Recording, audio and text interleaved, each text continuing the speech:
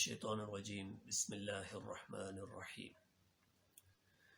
دین اسلام اور ہمارے بنیادی مسائل۔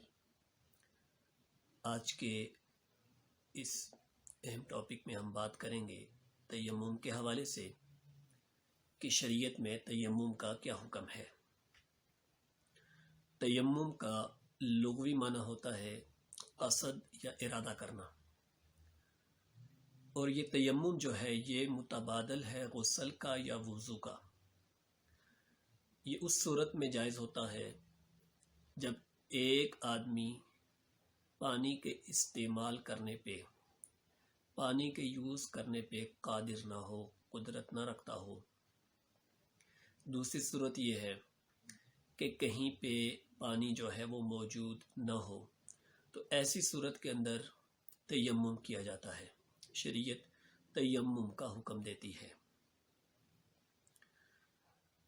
تیمم میں کن کن باتوں کا خیال رکھنا چاہیے اور کن کن چیزوں سے تیمم کرنا جائز ہے۔ تو تیمم کے حوالے سے یہ ہے کہ سب سے پہلے یہ جان لینا ضروری ہے کہ تیمم میں ہمیں کن کن باتوں کا خیال رکھنا چاہیے۔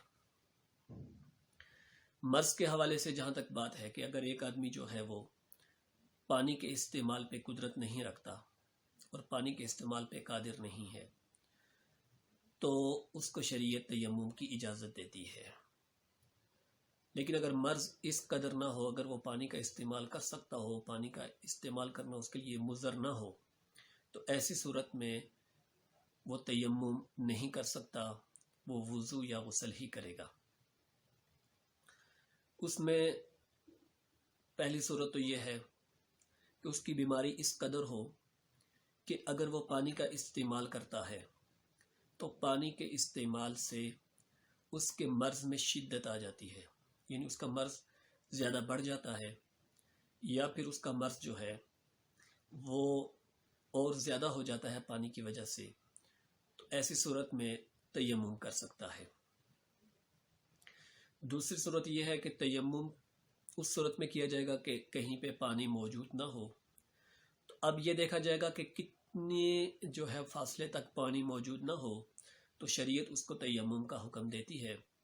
تو جہاں تک پانی کے نہ ہونے کی بات ہے، تو 1 میل، شریعت میں جو 1 میل یعنی کہا گیا ہے کہ 1 میل تک، ٹھیک ہے، لیفٹ رائٹ، دائیں بائیں آگے پیچھے، اگر 1 کلومیٹر تک، ٹھیک ہے، 1 میل تک پانی موجود نہ ہو، تو ایسی صورت میں اس کو تیمم کرنا جائز ہے، اس کے لیے تیمم کی گنجائش ہے۔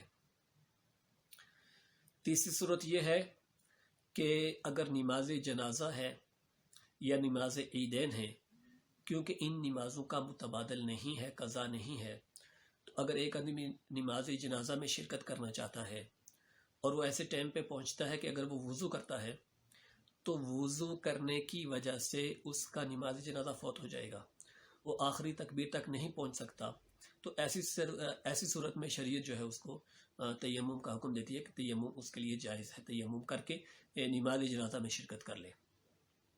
ایسے ہی نماز عیدین ہیں کہ عید کی نماز کی قضا نہیں ہے۔ اگر کوئی نماز میں ایسے ٹائم پہ پہنچتا ہے کہ نماز اس کی فوت ہونے والی ہے، اور اگر وہ وضو کرتا ہے تو نماز میں نہیں پہنچ سکتا، تو وہ فوراً سے تیمم کر کے نماز میں شامل ہو جائے، اس کو تیمم کی اجازت ہے۔ اب رہی بات یہاں تک کہ تیمم کن کن چیزوں سے کیا جائے گا، شریعت میں کن کن چیزوں پہ تیمم کرنے کا حکم ہے۔ تو تیمم جو ہے وہ مٹی سے، ریت سے، سیمنٹ سے، چونا وغیرہ اگر دیواروں پہ ہو، تو ایسی یہ تمام صورتیں ہیں کہ جن کے ذریعے سے تیمم کرنا، جن کے ساتھ تیمم کرنا جائز ہے۔ ایسے ہی اگر کہیں پہ جو ہے وہ فلور وغیرہ ہے، فرش ہے، وہاں پہ چپس پڑی ہوئی ہے، تو ایسی جگہ پہ بھی جو ہے وہ اس سے بھی تیمم کیا جا سکتا ہے۔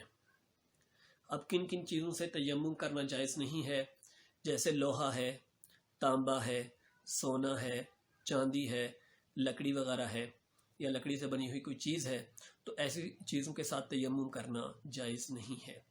لیکن اگر ایسی چیزیں ان کے ساتھ گرد و غبار زیادہ ہو کہ اتنا گرد و غبار ہو کہ وہاں پہ اگر ہاتھوں وغیرہ سے لائنیں لگائی جائیں تو وہ لائنیں پڑ سکتی ہوں، تو پھر جو ہے تیمم اس گرد و غبار سے کیا جا سکتا ہے، تو ایسی صورت میں تیمم کیا جائے گا۔ اب یہاں تک بات ہے کہ تیمم کا طریقہ کیا ہے، تیمم کی نیت کیا ہے۔ تو تیمم کا مطلب ہے ارادہ کرنا، قصد کرنا۔ تو تیمم کی نیت یہ ہو کہ ہم پاکی حاصل کرنے کے لیے جو ہے وہ تیمم کر رہے ہیں، پاکی حاصل کرنے کے لیے جو ہے وہ تیمم کی نیت ہو، اور طہارت حاصل کرنے کی نیت ہو، یا نماز کے صحیح ہونے کی نیت ہو کہ میں اس تیمم سے جو ہے وہ نماز کو پڑھ رہا ہوں تاکہ میری نماز صحیح ہو جائے۔ اب جہاں تک تیمم کا طریقہ ہے، تو تیمم کا طریقہ کیا ہے؟ تیمم کا طریقہ جو ہے وہ پہلے آپ سیکھ لیں کہ تیمم کرنے کا طریقہ کیا ہے، تیمم کیسے کیا جائے گا، ٹھیک ہے؟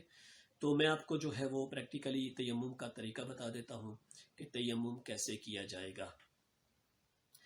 تو تیمم کا طریقہ یہ ہے کہ پہلے جو ہے آپ جو ہے ان دونوں ہاتھوں کو، جیسے آپ جو ہے کسی فلور وغیرہ پہ یا مٹی وغیرہ پہ یا کسی دیوار پہ، جیسے آپ جو ہے دونوں ہاتھوں کو اس طرح جو ہے وہ 2 دفعہ جو ہے اپنے دونوں ہاتھوں کو اس طرح لگائیں گے۔ لگانے کے بعد اگر گرد و غبار زیادہ ہو تو اس طرح جو ہے ہاتھوں کو جو ہے وہ جھاڑا جائے گا، تاکہ اگر گرد و غبار زیادہ ہو تو وہ اتر جائے۔ اس کے بعد جو طریقہ ہے کہ اپنے پورے فیس کو آپ نے کور کرنا ہوتا ہے، جیسے یہاں سے میں یہ ٹاپ سے، یہ آپ دیکھ لیں، یہ ٹاپ سے لے کر، ٹھیک ہے، یہ میری جو ہے یہ یہاں سے یہ نیچے آ جائے، ٹاپ سے ایسے ایسے ایسے اپنے پورے فیس کو یوں، پورے فیس کو آپ جو ہے کور کر لیں۔ یہ پھر دوسری بار آپ 2 ضربیں لگانی ہیں نیچے ہاتھ لگا کے، پھر ان کو اگر گرد و غبار زیادہ ہو تو جھاڑ دیں۔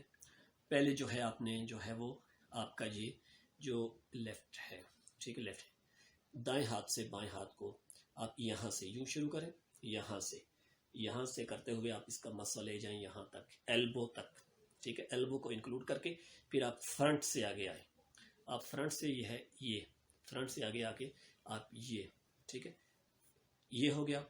پھر اسی طرح لیفٹ ہینڈ سے اپنے بائیں ہاتھ سے دائیں ہاتھ کو یوں آپ پیچھے لے جائیں اپنے ہاتھ کو۔ ابھی تو میرے یہاں پہ جو ہے یہ سویٹر وغیرہ ہے، یہ جو ہے جیکٹ وغیرہ ہے، تو میں صرف آپ کو بتا رہا ہوں، پیچھے اپنے ایلبو تک جانا ہے، پھر آپ نے آگے جو ہے سیدھا کر کے یہاں تک آپ نے ایسے جو ہے ہاتھ کو نکال لینا ہے۔ تو یہ تیمم کا طریقہ ہے، ٹھیک ہے۔